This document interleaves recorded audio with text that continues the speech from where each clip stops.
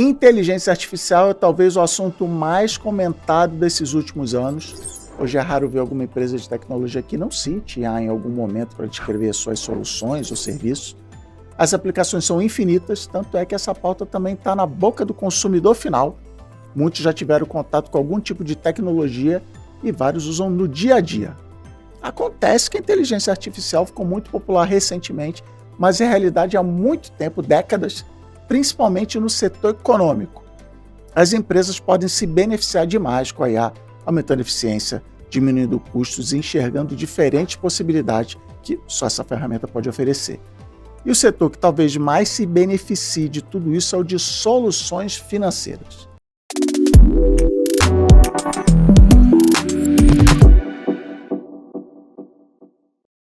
Para a gente se aprofundar nesse assunto, Tudo Conectado traz hoje para a bancada dois especialistas, a Vanessa Ferreira, executiva de TI na Tecban, e o Cecílio Fraguas, pesquisador da Unicamp e fundador da Jabuti Technologies. Pessoal, honra receber vocês aqui.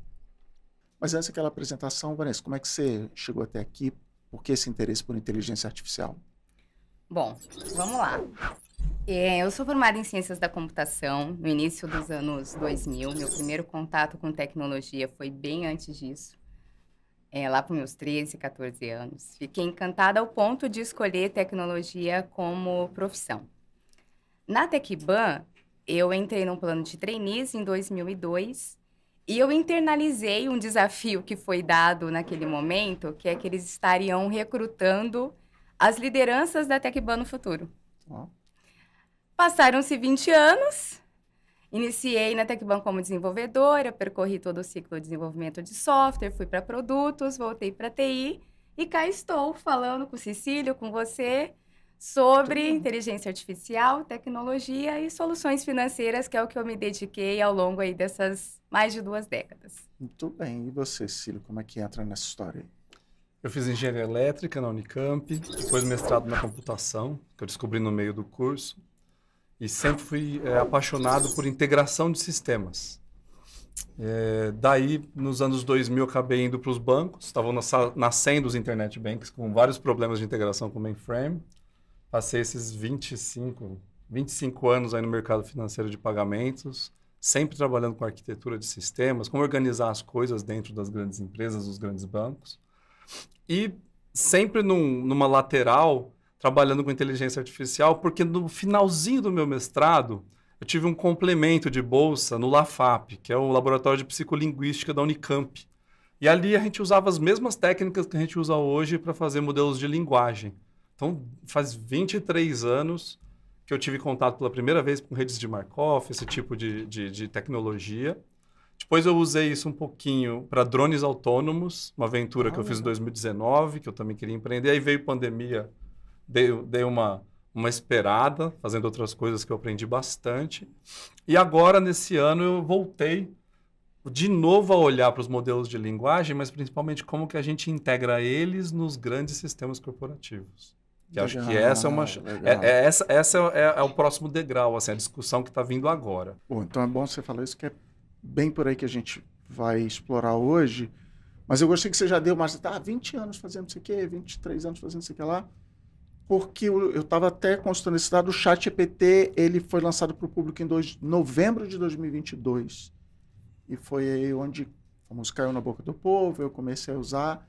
Mas você acabou de falar, uma tecnologia bem mais antiga, é um conceito tecnológico bem antigo, mas agora está trazendo as pessoas que não estão, por exemplo, no dia a dia da tecnologia ou da academia, estão se interessando e estão querendo saber. Então, Vanessa, como é que a inteligência artificial entrou na sua carreira e trouxe você até aqui para conversar com a gente? Engraçado você ter comentado isso, Cris, porque o meu projeto final de conclusão de curso na faculdade foi sobre inteligência artificial aplicado a ambientes de ensino à distância. Não sei se eu fiz uma boa escolha na minha carreira, mas desde aquela época a gente e vários colegas seguiram estudando esses pilares todos que agora com o ChatGPT se consolidaram, Mas o meu primeiro contato foi na faculdade com esse curso e dentro do departamento de estatística. Era um curso de ciências da computação, mas o meu orientador na ocasião era um professor de estatística, porque é a base da inteligência artificial e de tudo que a gente está vendo hoje. Legal, legal. Mas, Cecília, você falou aí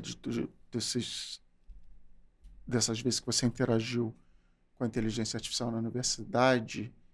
Como é que é? Porque assim, eu uso o ChatGPT para escrever e-mail, não deixa ninguém aqui ficar sabendo que é o ChatGPT que usa meu e-mail.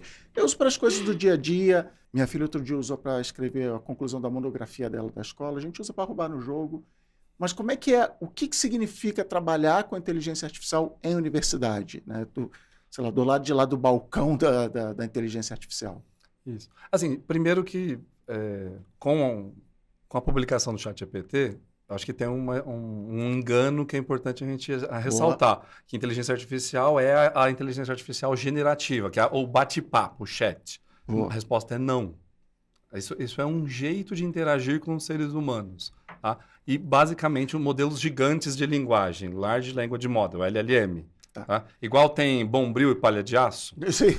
Bombril é o ChatGPT. Palha de aço é LLM, Boa. Large Language Models. E existem no mundo, assim, centenas de laboratórios de empresas privadas e de universidades trabalhando há mais de 20 anos com esses modelos de linguagem, mas as outras inteligências artificiais também. Por exemplo, quando a gente vai num prédio hoje e no cadastro a pessoa tira uma foto e por milagre a catraca te reconhece, Sim, é uma máquina te sim. reconhecendo igual o porteiro, Sim. não é? Você treinou uma pequena rede neural para que aquela máquina te reconhecesse, como se fosse uma pessoa, falar, pode passar, Cris, é você. Tá? Então, isso já é uma das mais antigas que a tecnologia bancária usa. Lá atrás, quando tinha muito cheque, Sim. as primeiras tecnologias de inteligência artificial foram para reconhecimento e captura de imagens de cheque. Inclusive o A gente capturava, Bompara. né, o número do cheque Isso. para poder Então, compensar. Então, de novo, só para trazer que é Sim, muito sim. antigo.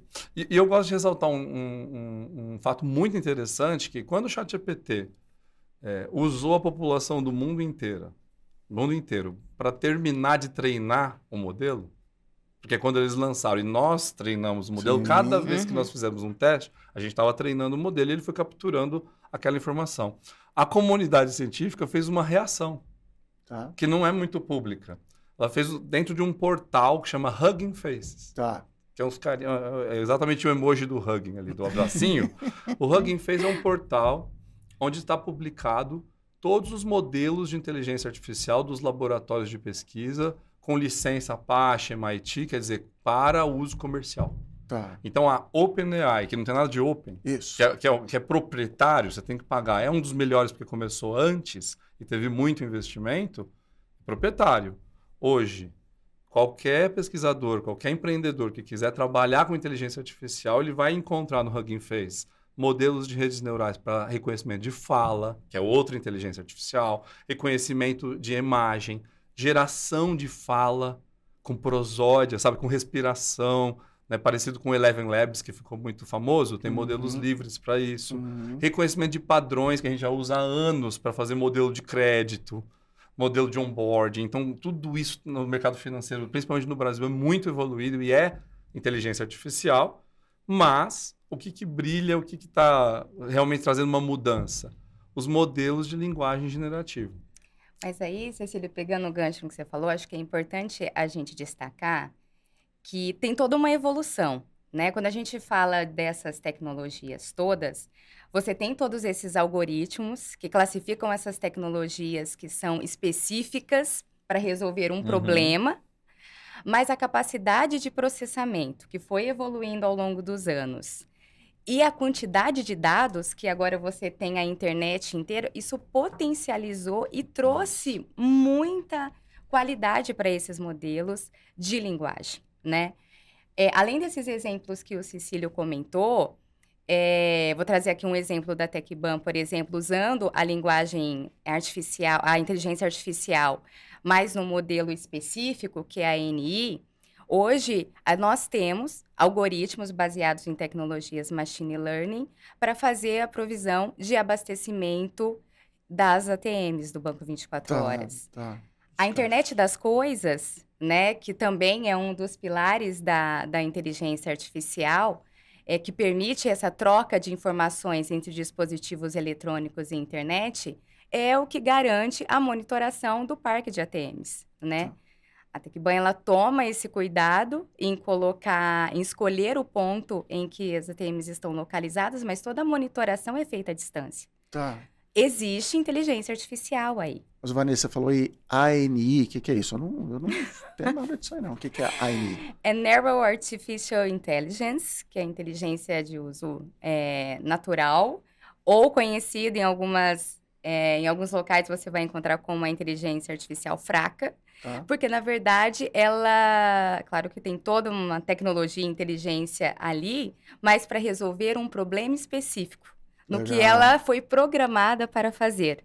Diferente da AGI, daqui a pouco o Cecílio pode até falar um pouquinho mais, aprofundar, mas é quando a inteligência ela é capaz de solucionar problemas e tendo como base aí o processamento de linguagem natural, que é algo que é o que destravou, vamos dizer assim, o uso dessa tecnologia aí para o público em geral. Boa. O que vocês estão contando essas histórias, estão dando esses exemplos, e que eu escuto muito por aí quando eu vou falar conversar sobre inteligência artificial, é o pessoal falando, não é para mim, eu não quero saber, eu não vou usar, porque, sei lá, na minha profissão acho que não tem nada a ver. Mas vocês estão me dizendo que a gente usa, a gente às vezes nem sabe quais outros exemplos vocês têm para a gente no sistema financeiro ou não, de onde tem inteligência artificial funcionando, já que eu sou um desses, acha que é só ChatGPT e o resto... Na verdade, a gente compartilha dados como inteligência artificial, assim, de graça. Ela sabe onde a gente está, se a gente entrou num endereço ou não, em troca de conseguir sobreviver ao trânsito de São Paulo, por exemplo. O Waze, ele é baseado, o Waze, o Maps, em inteligência artificial há muito tempo. Grandes empresas usam essa parte de roteirização. Ela não é trivial, porque os dados mudam muito, acontece um acidente, o trânsito muda, etc., né? E além de tudo, só até para complementar a história do numerário, além de achar a melhor rota, onde eu estou precisando do dinheiro, tem que ter uma aleatoriedade por causa de roubo. Tem uma questão de segurança desses algoritmos. Então, assim, para ver onde está avançado. Tá? Então, esses são outros exemplos do dia a dia. Assim, o reconhecimento de face que tem hoje em dia, o próprio iPhone toda hora, o telefone, você tem o reconhecimento para abrir. Isso é inteligência artificial. Ele pegou os parâmetros, as distâncias do seu olho, com o seu nariz, com a sua boca, para reconhecer, eu posso abrir para esse cara é o dono do celular. Boa. Tá? Então, são alguns desses exemplos. Mas aí, porque assim, a gente abordou aqui duas questões, né? Primeiro, o uso da inteligência artificial para resolver problemas específicos, e isso o sistema financeiro já usa há bastante tempo, seja para montar padrões de crédito, como o Cecílio colocou, eficiência, automatizar processos. Mas quando a gente fala da generativa, a gente traz esses ganhos para o usuário. A gente está falando, por exemplo, a Tecban tem a plataforma do Open Finance e tem toda a agenda de digitalização aí do Banco Central.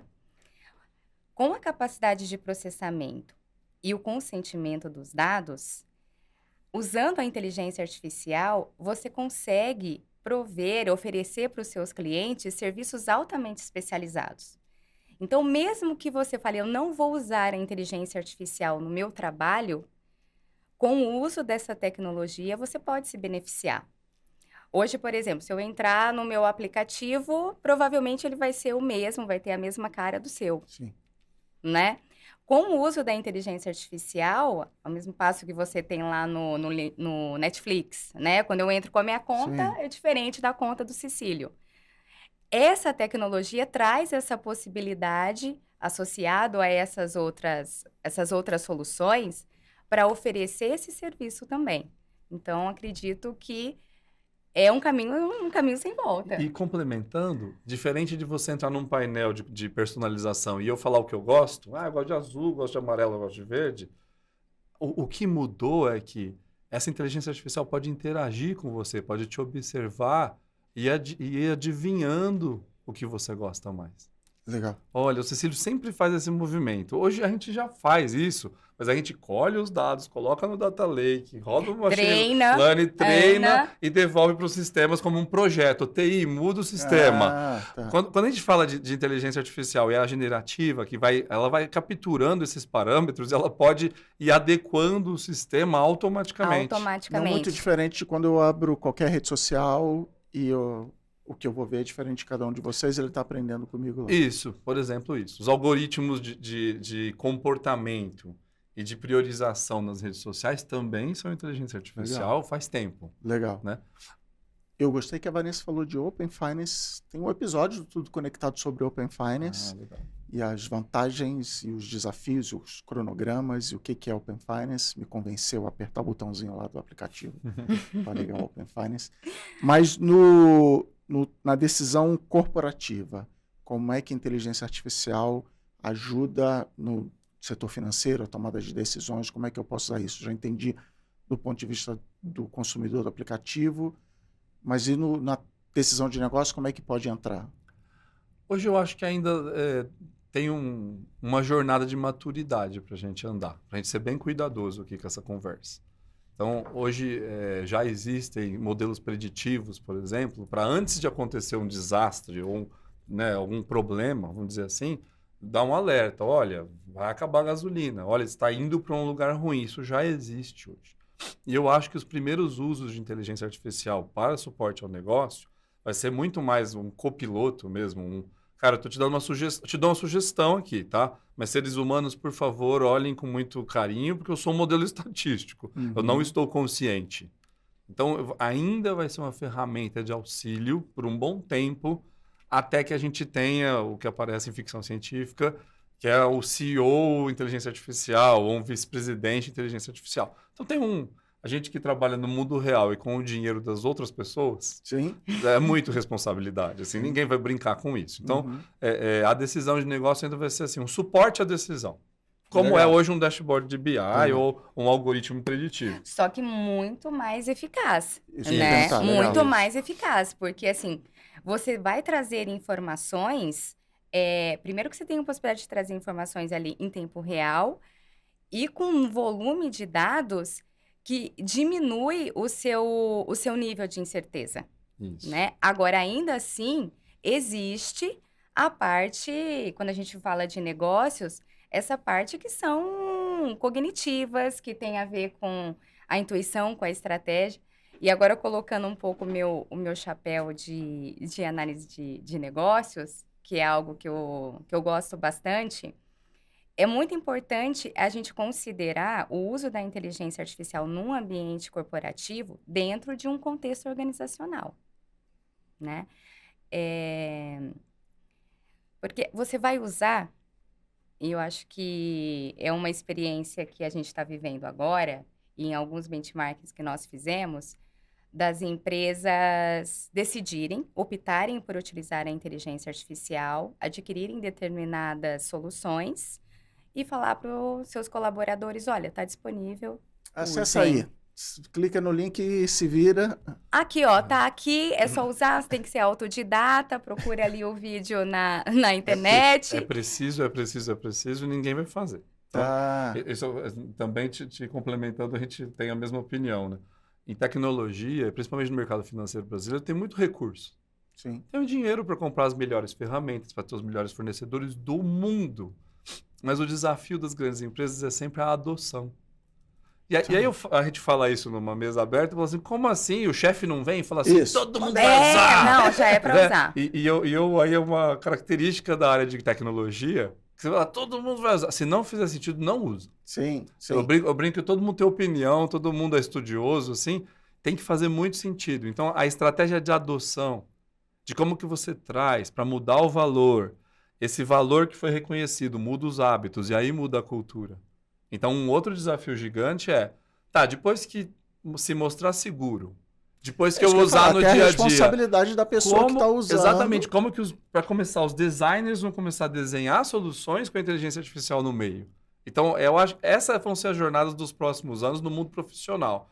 Primeiro, eu vou trabalhar com coisas com menos risco, projetos com menos risco, talvez uma automação de back-office, etc., para vencer dois tiques, assim. É seguro, esse negócio parece muito útil, legal. Porque- Depois eu acho que vai começar a ir, por exemplo, para a mão do cliente mais explicitamente. Não como um algoritmo, mas assim, eu tenho um atendimento que é de linguagem, que ouve voz no WhatsApp, por exemplo, reconhece qual é o problema, resolve o problema, acessa os sistemas corporativos e te responde com mais eficiência do que aquele back-office de 1.300 pessoas que está em algum lugar num call center. Então, para chegar nesse passo, eu ainda tenho um momento de prova, sabe, da tecnologia e de maturidade mesmo, de evolução. Prova da tecnologia e também da necessidade, onde você vai aplicar para resolver qual problema e dar esse apoio. E aí, falando um pouquinho, né, esse olhar, trazendo um pouquinho desse olhar, assim, de liderança, porque muda a forma como você trabalha, né? Quando a gente pega, por exemplo, você usar a tecnologia artificial no contexto de TI para fazer integração de sistemas e construir aplicações, a forma de desenvolver, de construir uma aplicação é muito diferente. Você não precisa mais ter aquela linguagem estruturada, aquele conhecimento técnico que te servia até pouco tempo atrás, né? Fica mais fácil, mas exige você desenvolver novos skills. Então, eu posso ter uma ferramenta, um sistema que, sei lá, calcula alguma coisa lá no financeiro da minha empresa, que usa inteligência artificial. E eu posso ter uma ferramenta que usa inteligência artificial para desenvolver essa ferramenta eu vou fazer uma ferramenta mais eficaz e vou usar ferramentas mais eficazes para fazer, para acelerar. Que é o trabalho que que eu estou conduzindo agora lá, dentre esses outros exemplos que nós colocamos, que é um trabalho que a gente está olhando dentro da área de tecnologia, que é como eu uso a inteligência artificial para desenvolver tecnologias. E no mundo da ciência, da tecnologia, toda vez que teve um salto evolutivo grande, foi quando conseguimos criar máquinas que criavam as máquinas. É a ferramentaria. Tá. Entendeu? A indústria só conseguiu evoluir. Por exemplo, me dá uns exemplos de outras tecnologias. Por exemplo, hoje em dia a gente tem muita coisa de plástico injetado. Não sei se está aparecendo aqui, mas esse acrílico, por exemplo, ou um copo que a gente tem é de plástico. Antigamente, levava muito tempo para fazer a forma desse copo. Tá. Então, a indústria lá atrás, hoje ensina no Senai isso. Tem uma área de ferramentaria que ela tem toda uma técnica de criar essa forma. E aí a máquina vai lá e pum, faz um copo atrás do outro. Na computação é a mesma coisa. Só que é invisível. O nosso mundo é uma fábrica que é invisível. Uhum. Né? Quando meu filho era pequeno, moro ainda em Campinas, passei na frente da refinaria de Paulínia, Tá. né? E ele, ao mesmo tempo, perguntou, papai, o que você faz? Eu falei, olha, a gente tenta organizar, tomar conta de uma indústria que é maior que essa refinaria, só que é invisível. Boa. Aliás, é um bom gancho de eu perguntar para você que você está com um empreendimento novo aí, tá trazendo, estava em stealth mode, o que você está fazendo aí? Então, já faz um tempo que eu tenho trabalhado com inteligência artificial generativa, que para mim é um novo canal de interação. E exatamente a gente abriu a Jabuti Technologies, né, com algumas outras pessoas com muita experiência, eu brinco que não tem nenhum moleque, todo mundo com muita experiência em sistemas e mercado, para trabalhar com a AGI, que é a General. Qual que é a General? Não tem um contexto restrito. Hoje você tem chatbots maravilhosos, eu ia falar do laboratório, por exemplo, mas ele ainda faz menu igual a URA. Ele faz assim, você tem eu quero mudar meu agendamento. Ele fala seu CPF. Eu vi aqui, depois de amanhã você tem um agendamento na unidade X. Preciso mudar. Aí ele vem assim, escolha uma data proposta. data tal, 2, data tal, você tem que olhar e 3. Aí ele, então tá, pronto, mudou. Foi eficiente? Foi lindo. Você conversou com o bicho? Não. Como se fosse apertar botões. O que é o General? Ele vem para você e fala, oi, tudo bem? O que você quer de mim? Eu tô com esse problema, desde que eu comecei a usar o ChatGPT, eu tenho raiva de usar a Alexa, porque a Alexa é isso, ela tem que Ela é servil, isso. tocar a música tal, do artista tal, não sei o que lá. Exatamente. E aí a minha vontade instintiva é falar assim, essa música, mas daquela outra, de conversar com ela. Como você não adivinhou o que eu Isso. quero hoje? Exatamente. E podia fazer isso com o algoritmo, mas imagina que agora a gente tem um outro jeito. Agora a gente talvez entra numa conversa até um pouco mais delicada, que aí explica um pouco o que eu quero fazer na Jabuti. Tá? Quando a gente fala muito de prompt. A gente não falou essa palavra, esse palavrão Sim, aqui ainda, quem não conhece e tal. Ainda não, daqui a pouco Que a assim, gente os chega modelos de linguagem, eles nasceram para emoção na fala. Tá. Então, assim, pegaram um monte de frases tristes, ou que geram tristeza, frases neutras e frases alegres. E aí foram treinando o modelo. Lá no LAFAP, 2020 já era isso, 20 anos de Folha de São Paulo, que não é nada. Tá. E tal, e aí você põe uma frase, ele fala, essa é triste, essa é alegre. Tá. A questão toda, e na ciência sempre tem que ter um momento que o laboratório explode. Tá. Alguma coisa que aconteceu Sim. que ninguém esperava. Aquele um desenho animado, sai com o cabelo todo. Exatamente. Quando colocaram muita grana, porque o computador que treina, chama GPU, Tá. nasceu para joguinhos, Sim. por isso que a NVIDIA cresceu tanto lá Sim. o valor dela de mercado, depois foi usado para criptomoeda. Sim. Bom a gente entender. Eles olharam aquela infraestrutura assim e olharam, nossa, para treinar um modelo de linguagem é mais ou menos o mesmo problema matemático. Vamos pôr dinheiro nisso aqui e vamos treinar.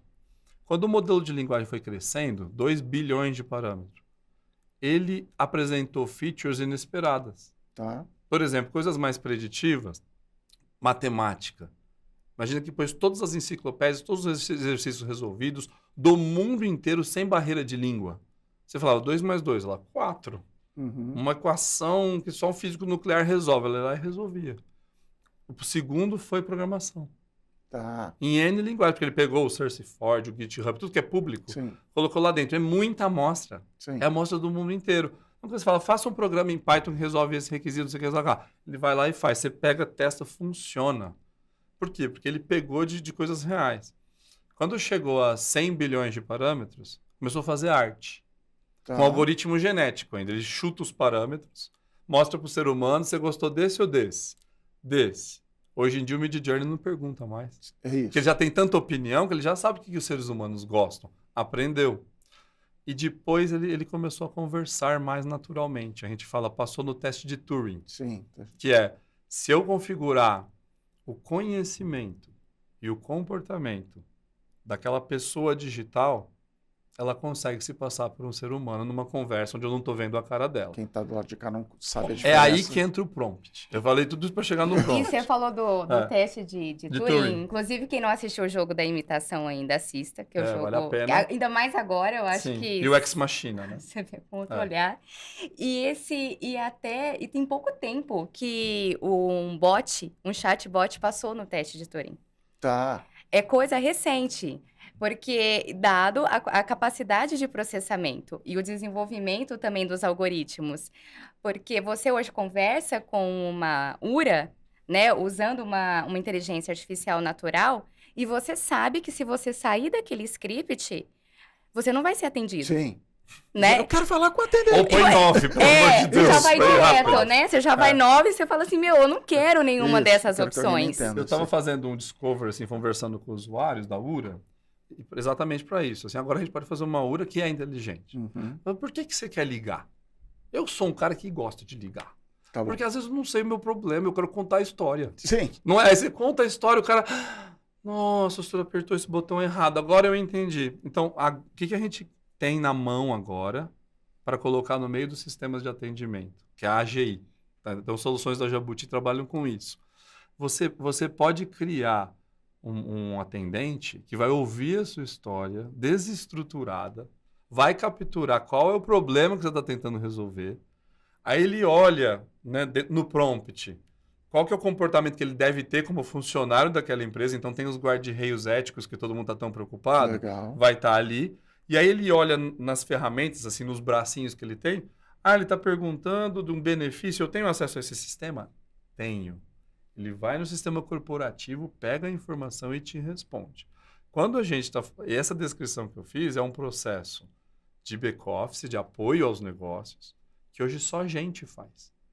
Então, de novo, a Jabuti, como 5 mil empresas de AI que nasceram desde janeiro, tá no Brasil. Eu quero te perguntar isso aí. É isso, né? Ela está tentando trabalhar com a parte mais avançada, que é como que eu crio entidades digitais, pessoas digitais. Você pode receber um e-mail, por exemplo, entender, capturar as informações do problema, pensar a estratégia de como resolver o problema, acessar sistemas, fazer buscas. E depois que resolveu o problema, responder o e-mail para você. Que até então são capacidades que só os seres humanos que conseguiam E fazer. nesse ramo de linguagem que você falou, do Bombril lá da história. Exatamente. E é engraçado vocês contarem essa história até do teste de Turing, porque uma amiga minha contou que ela estava lidando com um sistema de atendimento de URA e a pessoa sabia que era um chatbot, não estava tentando se passar por ninguém. E eles detectaram uma quantidade muito grande de pessoas que no fim da conversa falavam, fique com Deus. Então, se você vai humanizando a conversa e a pessoa naturalmente se conecta com aquilo ali. Eu vi esse case, eu acho que é do Poupa Tempo de São Paulo. Ah, é do Poupa Tempo ali. Que tinha um monte de frases assim, fique com Deus, muito obrigado, meu filho. Principalmente a pessoa mais idosa, né, que fica grata ali pelo atendimento. Só ponderando um pouco essa questão dos benefícios da inteligência artificial, a gente falou aqui sobre a humanização do atendimento, o potencial de integração. Tudo isso é verdade. Personalização, né, dos serviços. Mas assim como pode ser utilizada para esses fins, você tem a mesma ferramenta a serviço de fraudes e questões não éticas, né? Eu não sei quem aqui já caiu naquele golpe de tentarem clonar seu telefone e ligar, simulando, pedindo informações financeiras. Às vezes, em algum texto, você percebia que aquilo estava estranho, né? Que não era... As informações não eram reais. Dependendo da informação que essa inteligência artificial possui, facilmente pode ser... Uma pessoa pode ser enganada. E aqueles golpes não vão precisar de uma pessoa. Você pode repetir aquilo...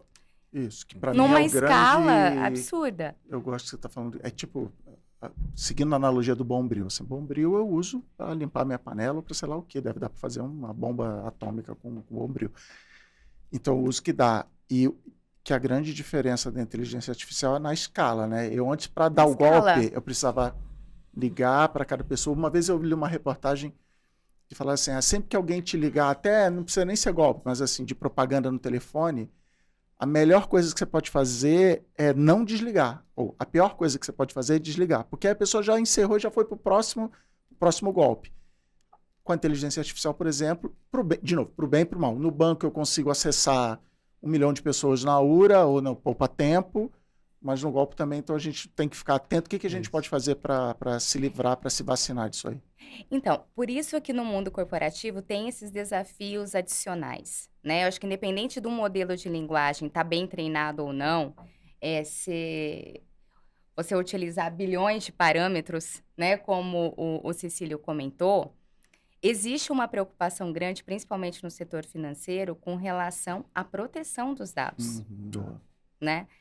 E é isso que as empresas e muitas ferramentas estão se propondo a resolver. Quando o Cecílio fala assim, por que surgiu tanta empresa se os modelos já estão treinados? Perfeito. Boa. Né? Eu já tenho Bombril, grandes... Já tem Bombril aí pra caramba. Eu tenho grandes laboratórios, está todo mundo treinando, investindo bilhões de dólares para treinar esses modelos, investindo em infraestrutura. Por que tanta empresa? Porque existe essa camada para ser criada.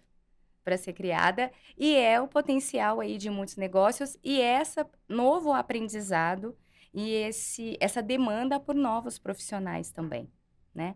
Ao passo que a inteligência artificial e tem essa discussão, né, com relação a substituir o trabalho humano, tem também a necessidade de novos skills e novos profissionais para usar essa inteligência. Legal.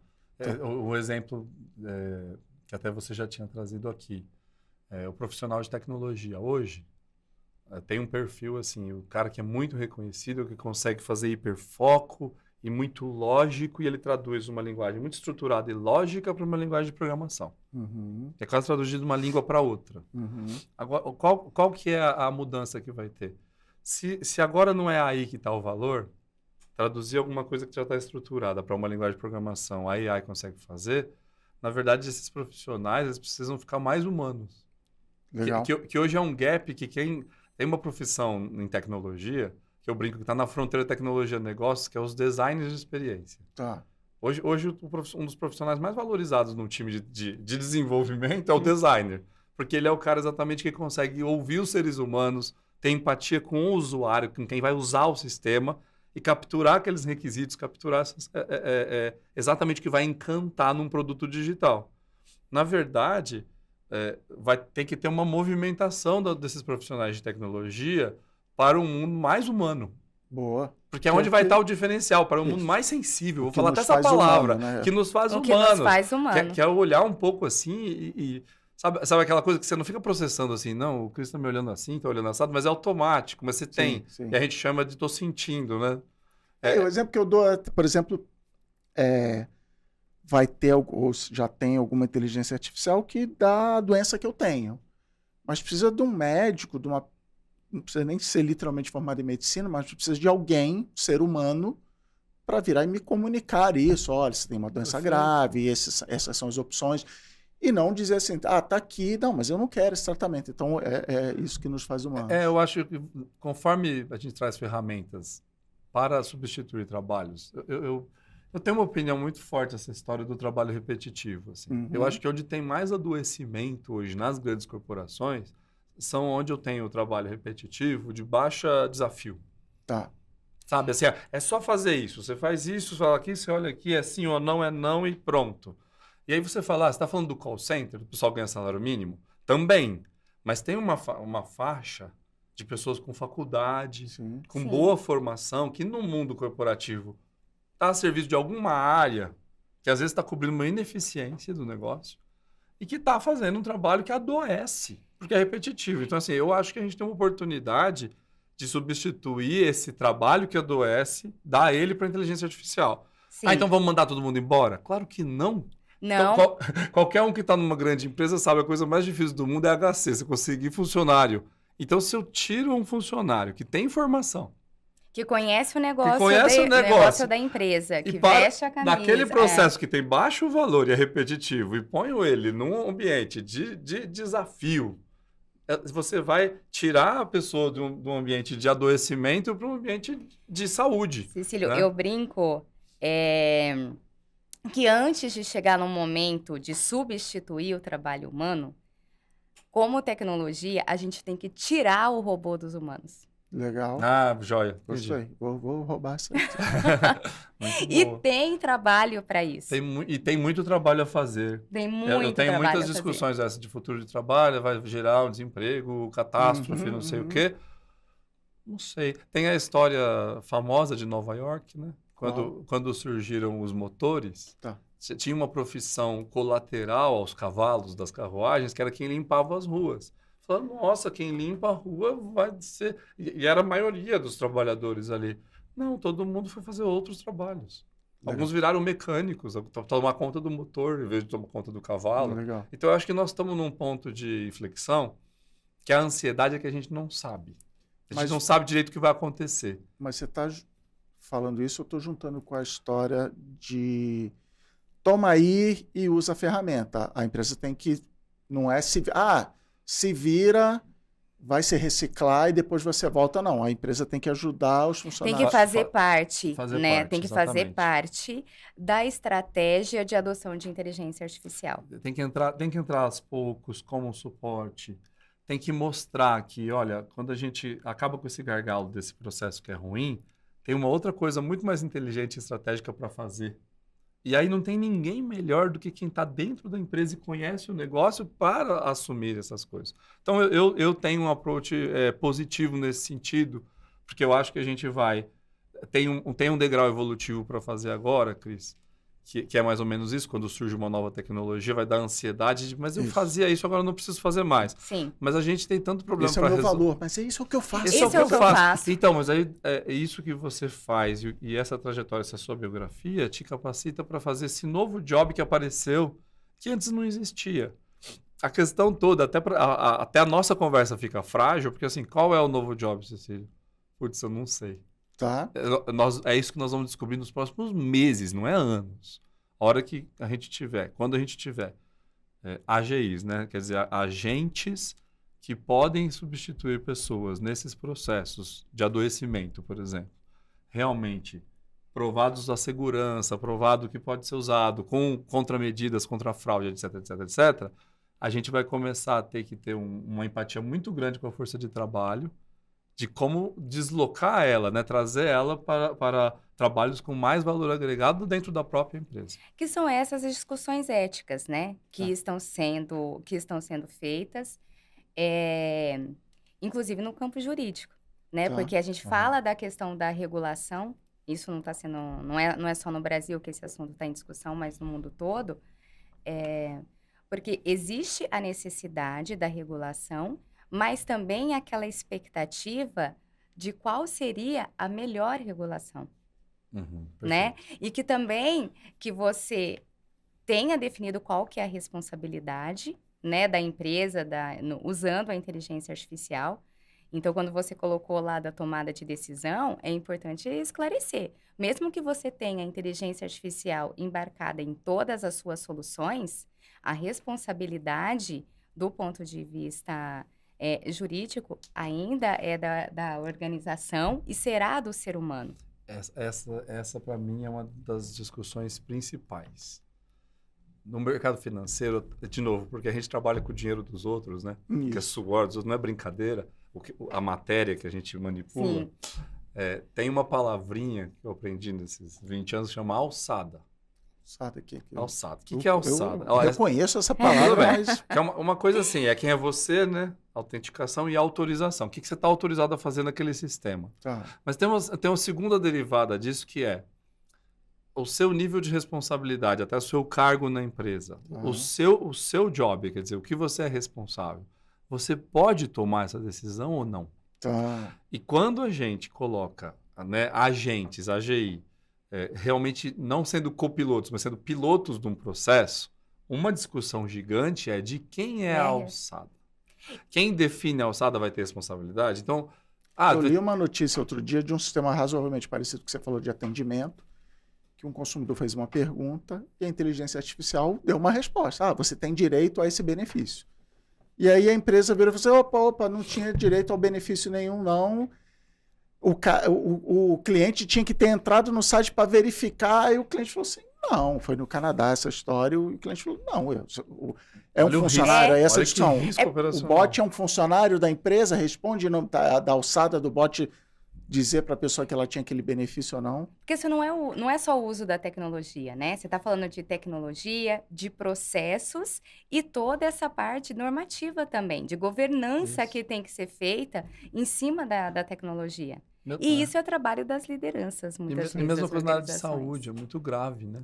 Imagina, você tem um chatbot que tem todas as informações, ele tem todos os casos daquela doença, sabe? Tudo é muito grande. Sim. Do mundo inteiro sem barreira de língua. No Japão, todas as culturas.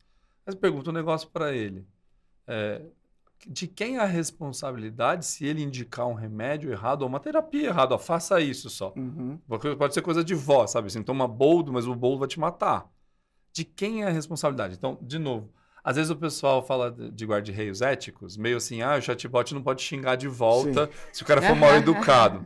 Não é essa a questão. Não é essa. A questão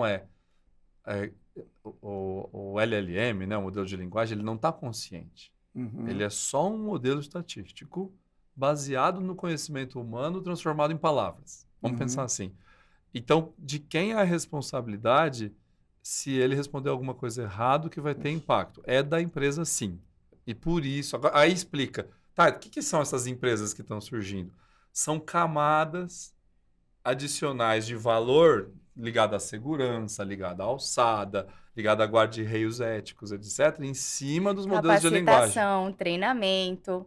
Isso explica essa quantidade de empresas que estão de nascendo. soluções. Mas é aí que eu quero fazer um momento ranzinza. Eu fiz minha fama sendo ranzinza.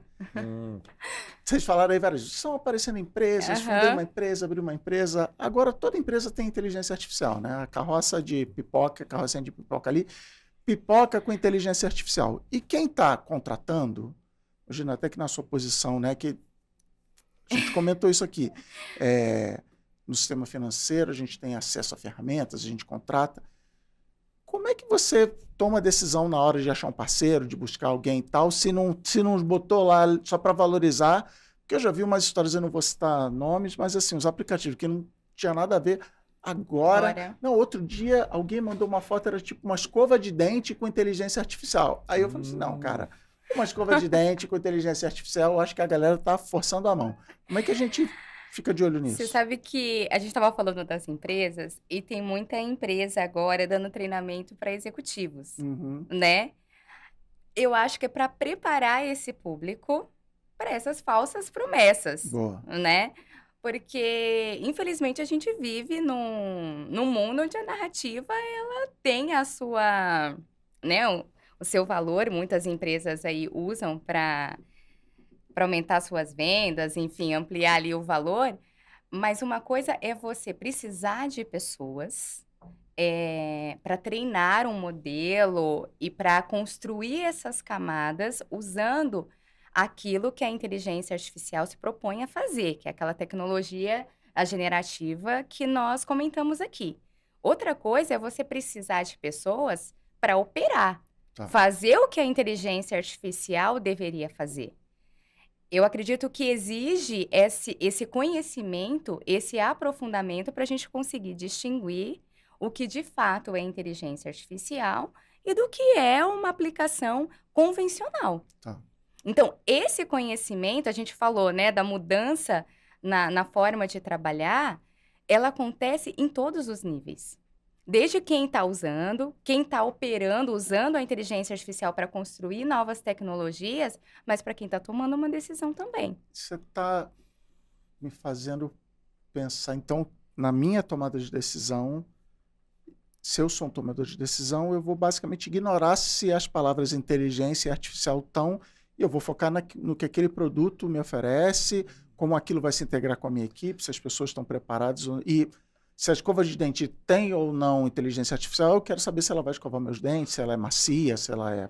Se as soluções, você tem que entender se a solução que está sendo apresentada, ela resolve o seu problema. Isso, Eu acho que esse é o principal. E quando for inteligência artificial, ter um conhecimento para saber olhar para aquela solução e falar, não, de fato, isso é inteligência artificial. Geralmente, assim, quando o pessoal começa a colocar AI no nome, você está pagando a mais por isso. Isso. Eu sou até turco maldito. Então, assim, Vou botar o nome eu fico pensando assim, já pus AI, italiano. agora custa mais caro. A Isso. pergunta é, tem AI mesmo? Acho que um parâmetro bem simples, assim, para quem está ouvindo é, aquela escova de dente, ela aprende o jeito que eu escovo. Boa, e ela boa. se modifica para me atender melhor? Aí serve para escova de dente, sozinha. Porque e é isso. Então aí você pensa numa grande empresa que tem milhares de pessoas, fornecedores fazendo sistemas. De um banco, da Tecban, de qualquer empresa dessas que são grandes a área de TI. Tudo que você tem uma ideia de fazer uma modificação é um projeto de 6 meses no mínimo. É um negócio gigantesco, é um batalhão de gente trabalhando. Tá, quando você fala, não, minha solução é baseada em AI, por quê? Porque ao invés de eu fazer um projeto de desenvolvimento comprido, usando centenas de pessoas, aquele sistema aprende sozinho. Aquele sistema, você dá uma pista para eles, dá um parâmetro e ele muda o seu comportamento. Aí é que no mundo de tecnologia fala muito no code ou low code. Quer dizer, com pouca programação. Então eu gosto, para ser bem preciso. Essa xícara tem AI. Tá bom, então ela aprende o jeito que eu gosto. Ela aprende a temperatura que eu ponho sempre e ela se modifica. Eu falo, essa é a xícara da minha vida. É um produto digital maravilhoso, porque mexeu na experiência. E ela se autoconfigurou. É uma coisa para objetos, assim. Em sistemas, eu parei de escrever 1 milhão de linhas de código para criar uma atividade complexa de interação com seres humanos. Parei. Provavelmente tem inteligência artificial ali dentro. Boa. Eu acho que os parâmetros estão claros. Agora, o desafio que você trouxe é real, que é os executivos, principalmente os altos executivos, que quem toma as decisões para inovação, porque inovação não é um negócio do dia a dia. Geralmente é um dinheiro reservado. Assim, precisamos estar cabeça a cabeça na corrida, certo? Então é um dinheiro estratégico. E quem tem esse dinheiro estratégico na mão são os conselhos de administração, são a presidência, os diretores, os vice-presidentes. Quem contrata essas empresas. Quem contrata as empresas, etc. Então, assim, esses executivos, eles precisam ter acesso a parâmetros muito objetivos do que é o que não é, onde está o valor e onde está o perigo, para poder tomar boas decisões. Então, eu até ia colocar diferente. Hoje, não pode existir uma solução de inteligência artificial para o mundo enterprise que não traga junto capacitação, educação. Vamos falar a palavra educação? Educação, conhecimento e a estratégia de adoção, de como que eu coloco isso de uma maneira simples na mão dos times. Se não vier esses 3 pilares, então os componentes de AI, vai a solução, uma estratégia de educação muito clara que tem que vir junto e também a parte de uma estratégia de adoção. Para mostrar, olha, tem um valor em usar isso aqui. Se você usar esse framework, você não vai mais fazer 1.000 linhas. Você vai pegar assim, ó, faça o resumo da transcrição do áudio que a gente colheu acima. E o pensamento ético também. E a Com parte certeza. da ética dos guarda-reis éticos, perfeito. Com certeza. Então, ó, liga para eles, quem tiver com... só liga para eles aqui. Beleza. É. Mas você falou, aí você fez a brincadeira, botou inteligência artificial no nome e ficou mais caro. Quem está vendo a gente, de novo, tomada de decisão, essa galera, é caro uma inteligência. É isso. Porque esse medo eu imagino real no tomador de decisão. Isso aí é só um jeito de me arrancar mais dinheiro, quebrar meu orçamento. É caro, como é que é uma jornada de implementação? Entendi o valor, comprei a ideia de vocês, entendi esse seu espaço que você acabou de descrever, mas é caro. Como é que você está vendo isso no dia a dia? Eu gosto Ele não sempre. pode Ele não começar, pode. mas tá, Eu gosto eu posso, sempre eu posso assim. sim. Depende. Tá. Não, mas... É isso. Depende. E vai depender muito desses 3 pilares que o Cecílio comentou. De qual é a sua estratégia de adoção, quais problemas você quer resolver e fazer também olhar para essas questões de riscos. Tá. Quando você tem esses 3 pilares definidos, facilita muito você fazer essa seleção das soluções, trazendo o custo como item relevante para a sua tomada de decisão. Mas se você não tiver aqueles 3 pilares respondidos, aí vai depender, até porque não existe, na minha visão, uma receita que caiba para todo mundo. Né? Acho que cada empresa vai ter que encontrar ali o seu caminho, mas também não dá para ficar parado. Sim. Não dá para ficar ali na frente da TV, assistindo, comendo pipoca, assistindo o sucesso dos outros. Tem que começar essa jornada. Mas tem uma curva, não precisa ir de cabeça, tem uma curvazinha. Quer ver? Eu vou falar então como uma startup que está surgindo nesse mundo, tá? Hoje em dia, a gente não treina os modelos. A gente usa o pre-trained. O GPT é pre-trained. Tá? Então, o que é? Alguém gastou... Na verdade, o que tem público é $20 milhões. Tá. Alguém gastou, um laboratório de pesquisa, o OpenAI, $20 milhões para pegar a internet inteira, todas as enciclopédias, tudo que é público e pôr num modelo de linguagem cheio de parâmetros. Aí você pega aquele modelo, então uma pecinha que custa $20 milhões, e em volta você põe a sua experiência e põe valor agregado. Você cria uma solução em volta. Tá? Então, treinar é muito caro. Todas as startups, as soluções que são mais arrojadas, elas estão usando os modelos pré-treinados, ou colocando informações do lado, ou colocando camadas de computação mesmo, da experiência de computação. Que são os contextos. Para acertar valor agregado, certo? Então, assim, a princípio, para operar, depois que está pronto, não é uma operação cara. Olha que interessante. Vou me matar aqui. Não é. A produção não é cara. É a nossa expectativa, mas a questão toda é o seguinte. Dos últimos 7 anos, vou falar bem preciso, assim, depois de um livro do Martin Kagan, etc., foi provado que o pior jeito de fazer um produto digital é você ir para dentro do laboratório, ficar 5 anos fazendo um produto, falar assim, o produto está pronto, e de aí lançar no mercado. Você não serve mais e você não vai adivinhar e assim vai ser ruim. Como que a gente fez, que chama do Agile, etc. O melhor jeito de fazer um produto é fazer hipóteses, criar soluções simples, pequenininhas, baby steps, passinhos pequenos, mostra para o usuário, aí olha para o Chris, que é ranzinho, e ele vai falar, não gostei. Graças a Deus, quanto tempo eu perdi? 2 semanas. Então agora eu vou Desde falar. 5 anos. Agora eu vou Desde 5 falar anos, é. pelas startups. Não existe mais tempo e dinheiro para R&D, para pesquisa e desenvolvimento de anos.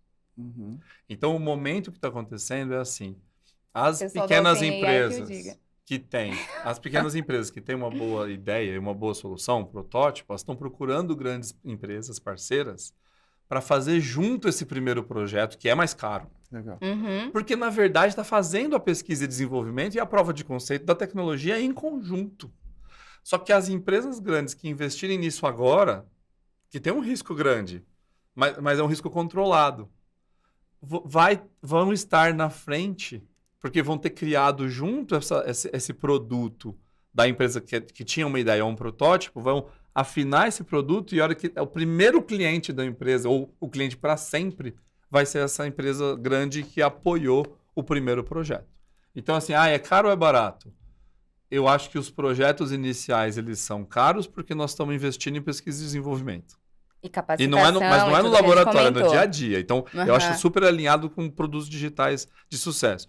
Depois disso, a gente precisa encontrar um modelo que escale sem escalar o custo. Boa. Senão vai se tornar inviável. Então, um pouco a minha ideia. Boa. Tá aí, Luquinha. Empurra ele. Isso. Então, tá. Para encerrar, a gente falando de tudo conectado aqui, eu quero pedir para vocês o famoso exercício de futurologia. Você falou em meses aí, mas eu quero jogar para frente. 10 anos, como é que vocês veem o mundo? A inteligência artificial, já estamos no GPT-39, já estamos sei lá em qual. O plano de vocês deu certo, a visão de vocês se concretizou. Como é que vai ser o mundo impactado pela inteligência artificial? Nossa, essa é uma pergunta profunda. Vai ficar gravado esse vídeo para depois de 10 anos. a gente isso aí, conversa. E eu me faço essa pergunta todos os dias, principalmente quando eu penso na minha filha. Eu tenho uma filha de 10 anos, 12 anos e 2 enteadas. Legal. Né? Então, são 3 pré-adolescentes. E a gente fica naquele dilema sobre, nossa, o que elas vão fazer no futuro? E eu acho que Sim. quando somos pais e mães, 10 anos é um universo que a gente acaba projetando Não, a minha filha de pros 17 filhos. vai fazer Enem esse ano e ela... Cara, Que profissão escolher? Que orientação dar, considerando esse cenário de mudança constante? Hoje eu acredito muito que a gente tem que cuidar daquilo que é humano, daquilo que a inteligência artificial ainda não pode fazer. Então, o conselho, eu acho que eu dou, e é como eu imagino daqui a 10 anos, é que os profissionais, as pessoas que conseguirem se encontrar como seres humanos nas suas habilidades cognitivas e emocionais, independente dos hard skills, serão profissionais mais bem-sucedidos e felizes. Boa. Vou mandar para minha filha. Eu já estou viajando aqui, acho que eu prefiro ser um pouco mais ficção científica. Assim. Boa, mas é por isso que vocês dois estão aqui. Eu acho que quando a gente vai 10 anos para frente, ou 20, ou 30, sei lá, mas 10, vai bem objetivo. Todos os futurologistas falam de um mundo distópico, catástrofe. Isso. Ou muito para lá ou muito para cá. Ou muito para lá ou muito para cá. O que eu acho é o seguinte, a tecnologia evolui muito rápido. Né? Tem menos de 100 anos, assim, transistor, essas coisas. É muito rápido, é rapidíssimo. Então, é uma tecnologia muito jovem. E eu acho que ela, quando é muito jovem, ela tem uns patamares, assim, sabe? Vai, e aí vai se estabilizar. Então, o que eu acho em 10 anos que vai ter é que as coisas, a interação do ser humano com as coisas vão estar personificadas. Tá. Então, um pouco isso. Então, a minha casa... a gente fala tanto de casa inteligente, custa uma fortuna fazer uma casa inteligente. Não, as casas serão inteligentes. Assim, não vai ter fechadura mais. Porque biometria, porque ver se você é você mesmo, se você pode entrar ou não no seu carro, vai ser uma coisa natural. Assim. Nós vamos interagir com as coisas com uma interface muito mais natural do que apertar botões. Então, eu acho que essa é a barreira da linguagem que a gente criou. Eu acho que isso muda o mundo totalmente. Acho também que, do mesmo jeito que toda vez que a gente dá os meios para o ser humano, ele encontra outras maneiras de evoluir, a gente vai ter evoluções gigantescas quando quebrar essas barreiras tecnológicas que a gente tem hoje. Então, imagina, hoje tem limitadores, assim. Eu acho que nós vamos quebrar alguns limitadores que vão abrir outras caixas de Pandora. Janelas, Então, eu imagino que algumas coisas de ficção científica que a gente fala, nós não temos um motor de dobra, vai. Aham. Então, não dá para viajar acima da velocidade da luz, então não dá para ir para Marte, assim. E se a gente tiver tempo de começar a pesquisar e ter um motor de dobra, sem ter que ter uma guerra para isso, né? Então, esse é um outro Ele ponto. avisou que era ficção científica. Eu tá tudo avisei que eu ia mais longe um pouco, né? Então, é porque senão a gente, né, se perde nisso. Outra coisa, minha expectativa, assim, sendo mais humanista, assim, pensando de uma maneira mais positiva, é que as grandes desigualdades, a parte da fome, alimentação, né? Já existem muitas experiências de fazendas automáticas, assim, que é controverso, mas é interessante. A gente planta cana e planta soja para vaca, né? Uhum. E se a gente tivesse máquinas ou inteligências que estivessem plantando comida? E se a gente combinasse com todo mundo, em vez de fazer salário garantido, etc., assim, ninguém vai passar fome no mundo. Boa, gosto. Né? Gosto dessa Então, ideia. eu acho eu acredito que os seres humanos podem ir mais longe nesse sentido com a inteligência artificial. E aí, as disrupções, o que vão acontecer, é impossível de prever. Mas eu acredito na humanidade, eu acredito nisso que a gente pode, com a tecnologia, ir mais longe, dar acesso à tecnologia para todo mundo e que a tecnologia nos ajude a resolver alguns problemas da humanidade, de energia, de alimentação, de saúde, etc., que a gente precisa disso. E novas gerações merecem. Né? Merece. Tudo bem, Vanessa, Cecílio, muito obrigado pela conversa aqui hoje. Aprendi muito e voltem sempre aí para daqui 10 anos a gente já está A marcado gente faz aqui um Obrigado. programa. Obrigado. Obrigada. Obrigada. Um prazer. Obrigada. E obrigado a todo mundo que ficou com a gente aqui até o final. Entra no YouTube da TecBan para assistir as outras conversas que já foram ao ar e segue nas nossas redes sociais para não perder nenhum episódio do Tudo Conectado. Até a próxima.